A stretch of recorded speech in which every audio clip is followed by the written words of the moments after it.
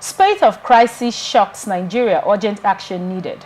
Now, child defilement continues to plague communities in Nigeria, leaving in its wake shattered lives and stark questions about the safety of children. Recent reports reveal a disturbing trend of sexual violence targeting minors, often perpetrated by individuals within their immediate environment. The rising number of cases underscores the urgent need for systemic reforms and community-driven interventions to address this societal scourge. In Lagos State, a 22-year-old teacher identified as Prosper at Blessed Peace School in Egbeda, Alimosho local government area has been arrested for allegedly sodomizing a 10-year-old boy. The suspect reportedly lured the victim on October 18, 2024 with promises of lucrative spelling bee and arts competition, including potential winnings of millions of naira and international trips. He was apprehended on November 13th of 2024 while attempting the same scheme with another student, a source close to the arrest confirmed. Further highlighting the vulnerability of young children, an 85-year-old man was arrested for defiling a 4-year-old girl. Reports indicate the suspect, known to interact with children in the neighborhood, abused the child's trust. In Ogun State, a university security guard yesterday was also arrested for allegedly defiling a 6-year-old girl in the institution's premises. In a separate incident in Ogun State, the Nigeria Security and Defense Corps reported that 8 teenagers allegedly gang raped and filmed a 14-year-old girl in Ijebu-Mushin area. Cases in other states paint a similarly grim picture. In Kogi, a man was arrested, for also allegedly defiling a 3-year-old girl, leaving her parents devastated and demanding swift justice. This goes on and on and on and on and on and on in different states, and it makes you wonder: our voice is amplified enough on what the Child Rights Act says? Now, the angle I want you to come in from now, I want you to look at it from you don't have only female children. We have, God gave us male and female. Right? Normally we would say protect the girl child, safeguard the girl child, but it takes a single boy child that wasn't well led and safeguarded and brought up right to ruin whatever it is you've done for your female children. When you think about this, what are your thoughts as regards rape? And the boy child is equally not safe in this. Well, you talked about whether our voices are modified enough yes. on this issue. Well, they are loud enough. They are, but the issue is, like we talked earlier, implementation. We have various NGOs talking on this same issue, child's rights, this and that, and the rest of them. The issue of rape and the rest of it, they are not new. But I thank God that even while you were reading, I didn't see River State in it, but it's a disturbing case. Now, when we talk about River State, to other states, it must surely in River State, in Ojoto, last month, I think it was in November or December. Yeah. You know of the case, yes. And that was equally a teenager, raping a 3-year-old baby, minor, a little baby girl, child. And he didn't even try to do it the normal way. He actually went anally and pretty much damaged the girl. So it's not an isolated case where we say it happens. It equally happens in real estate. It's just like we have also said on the first discussion we had. If the law is really implemented, it will cope or reduce this thing to its barest minimum. There is no any state, like you said. You mentioned about how many states. It's happening all over Nigeria. It's happening all over Nigeria. Which state have set the pace to say, let's do this thing. Let's see how they will come again. They should just, anyone that is raping and killing or doing all these things should be killed. So when if you pass the judge, if the judgment is sentenced to death, let it be sentenced to death. You understand? For rape cases? Yes. For rape, especially rape of minor. And And do you know what the stigmatization that will accompany that child? I was going to come to that. From that age till when she'll be of age and get to marry and get to like start remembering what happened to her in the past. It's not an easy something. So whoever is doing that, all these our governments in all other states, even in my state, they should set an example for all these perpetrators so that it will serve as deterrent to those perpetrators causing this thing. Because when they do it and they go scotch-free, they feel they will do again, and they continue to increase. The crime continues to increase in the society because no one has set a deterrent. So for them to like, if I do this thing, I must be killed. Very well. I want to know your thoughts. You know, as regards the idea, as it's were, that like I said, boys are not also safe. We just saw the story of a little boy that got sodomized in school. Yeah, by a teacher. You know, by a teacher. And a woman. By a man.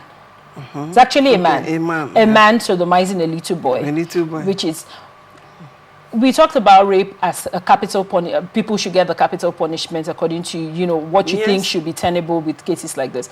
Now, why do you think we have more teenage children committing these acts now more than ever? Now, right here, there's a story of 8 boys that raped a girl and recorded it on their phone.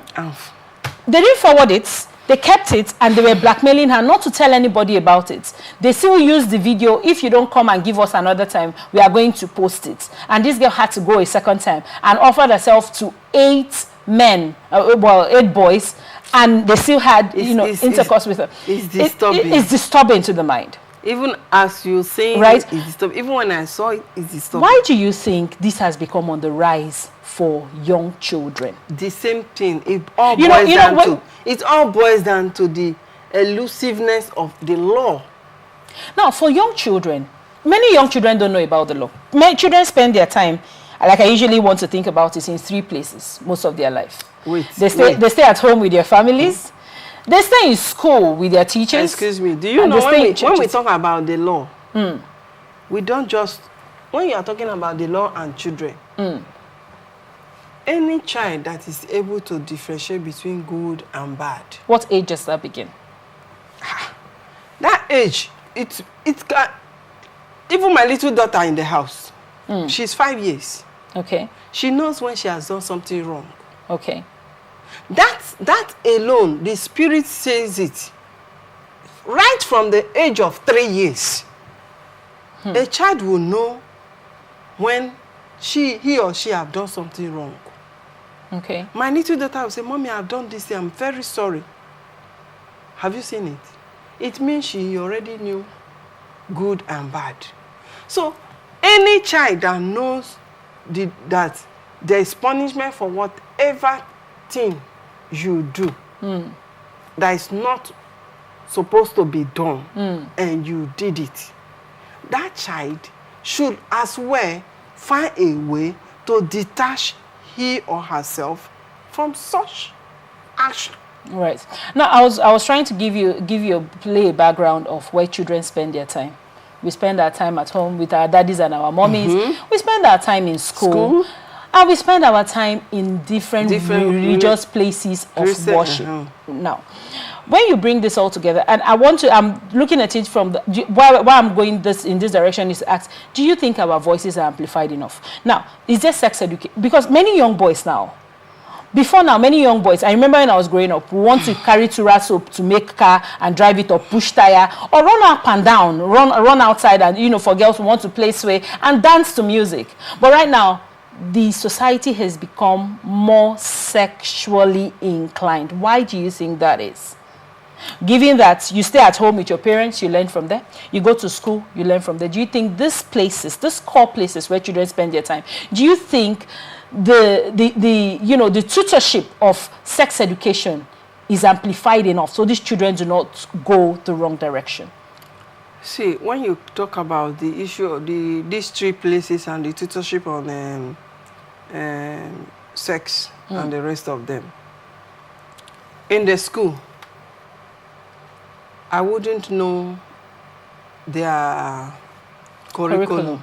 Do you think it should be included in the It curriculum should be. as a core course? It should be.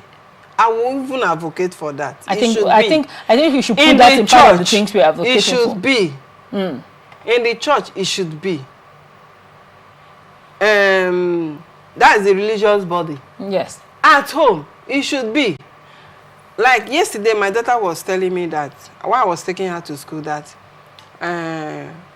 one uncle was calling her every time, calling her by her name when she went to see her friend in their house. And I asked, which uncle is that? She said, uncle. She called the name. And I said, did your uncle, that is our own brother, my brother, knew that uncle was calling you? She said, no. I said, why not tell him? She said, no, I don't want to tell him. I said, why? I said, why? She said, because my brother will say she should not be friend to him. Are you seeing? And I said, do you know that uncle that's calling you by your name is not my brother and is not close to you? So don't allow him do bad thing to you. You see it? Right. She asked me, what is the bad thing? I said, don't allow that uncle call you and touch you here or touch you. I was giving her this training. Why on our way to the school? Now, before she told you this, have you at home by yourself? Yes, I do. Yeah. Okay. So that's why. Now, another instance is I have a housemaid. And then because of the background she had, she told me, Mommy, the girl, she was a new house help. Okay. And she said, the girl, when she's bathing me, she puts hand, into my body. But Mommy, when you bathe me, you said this is how we bathe. Right. But this one, she screw my, Ha. I said, is that so? She said, yes. And I called the girl. You understand? I said, why will you do this? And the girl denied. I said, no. I had to start watching it. I stopped her from beating my child. You see it? I took it, I started doing it myself. So at any slightest opportunity that I'm not there, and she does that, my baby will come to me and tell me, I say, no, stop. I send her away. I don't know if you get. Right. My child cannot report something to me once and I take it lightly. No, I don't. And people say, you are too protective of this child. I say, I have to. I'm an activist. I know what we hear and I know what we see and I know what is happening in the society. Now, in being an activist, how do you think we can gather parents together? Many women, I will give you one quick illustration before we wrap up the show. A boy came to his mother. I was, laying down in my apartment, there my neighbors, and he was saying, Mommy, what is blockers? See? The mother said, shut up your mouth, where did you hear that kind of thing? Do you have... Sex education must now, go on what form everywhere. of sensitization in your capacity as Nowatch president do you think should be put in place for parents not to escape the sexual discussion, given how grievances is being raised in this period? Yes. They have, all of them should be part and parcel of it, even right from the home. Because when you start from home, the child will not ask question, what is Brocos? Right. What is this? What is that? It's just like my child now cannot come back home. And somebody just touch her anywhere that I told Dad that they shouldn't touch. And she would just, as she just come back, she would tell me. And parents should also know. And if they are watching, they should tread with this.